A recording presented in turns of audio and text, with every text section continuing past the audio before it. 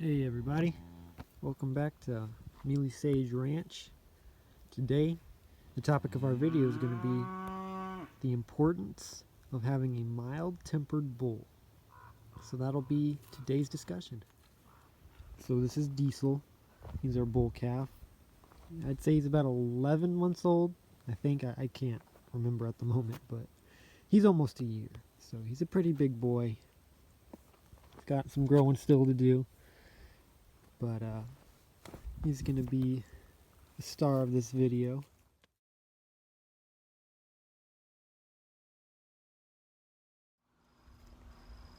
Now, most of you have probably seen those signs that say, hope you can get across the pasture in 9 seconds because the bull can do it in 10. Now, that might be a good way of keeping unwanted trespassers off your property, but having a bull that is aggressive, has a bad temper, that comes with a lot of cons that definitely outweigh the pros. When you're on your farm or ranch working, you don't want to have to always constantly be turning and looking over your shoulder, always fearful because you don't know where the bull is.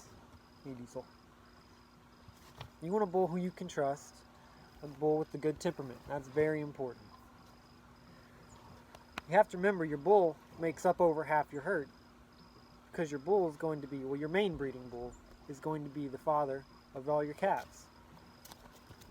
So he's going to pass his genetics on, and likely his temperament too. So it is very important that you select a very good, mild-tempered bull to be the breeder for your herd. So when selecting a bull, things you want to look for, of course, all the genetics, the way he looks, but very importantly, how he acts. So how do you tell if he's a good temperament or not? Well, it's not usually all that hard to tell. Just being around the bull, you can see how he's acting. Does he show any signs of aggression, really? Does he put his head down? Does he rub his head on you? You just want to be very aware of those things, because starting at a young age, all the young bull calves like to play around and rub their head on just about everything. But that's a bad habit. And when they grow bigger, they're not necessarily going to grow out of that. So that's something that you want to kind of nip at the bud when selecting a bull calf or raising a bull calf. Those are not qualities that you want to see in the future bull of your herd. So let's say you have a bull calf and he checks out all the qualifications you want in having as your future breeding bull. He's got all the genetics right, he looks great, amazing bull. But let's say he starts rubbing his head on, just playing around as a young bull calf, as they do. But you want to correct this tendency before it gets out of hand, and before the bull gets too big, he can start hurting somebody.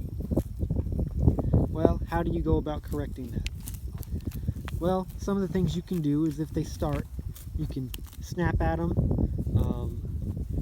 Even sometimes, if necessary, give them a good stern tap on the nose just to get their mindset out of that, just to tell them that's not acceptable and you're not going to tolerate that. Now, when handling a bull, or any cow really, cow or bull, you don't really want to pet them on their forehead. When they feel pressure on their forehead, that causes a fight reaction. A good place to pet a bull is under the chin, along the neck, the shoulders, the back. Diesel here really loves a good scratching under the chin and the neck. That's what he appreciates. But that causes more of a submissive reaction from the bull than if you were to start rubbing his head, which would cause a fight reaction. So that's just one thing you never want to do with your bulls or any of your cattle. You just avoid petting them on the forehead. And tell everyone around the bull the same thing. Don't touch the forehead, because years of hard work to produce a good, mild-tempered bull can be disrupted by one person coming and rubbing the head of the bull. That can really damage all the good you've done in when raising a mild-tempered bull. Because you have to remember, a bull will always be a bull. Even the most mild-tempered, calmest bull is always going to be a bull. And bulls they have lots of hormones and testosterone going through them. You never fully want to trust them. It's good to have a good bull who you can feel a measure of trust with, but it's never a bad idea to always have one eye open, because a bull will always be a bull. They can be a little bit unpredictable. So just always be safe around these animals. They're very powerful animals, and they can hurt you, sometimes without even meaning to. I think Diesel's had enough. And it really does pay off once you've raised a good bull or selected a good bull with a good temperament. That just makes everything else on the ranch a lot easier.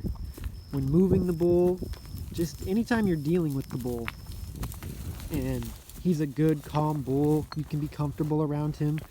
You don't have to feel threatened by him. It helps so much just in everything. Halter training is another thing. If you have a halter trained bull, it makes moving them much easier, and it's a good way you can bond with your bull and build that relationship, that trust between the two of you. But none of that is possible without a good, mild-tempered bull. So it's a very, very important part of the cattle lifestyle, having a good bull. So that was about it for this video. So I hope y'all enjoyed. That's from Mealy Sage Ranch. Until next time.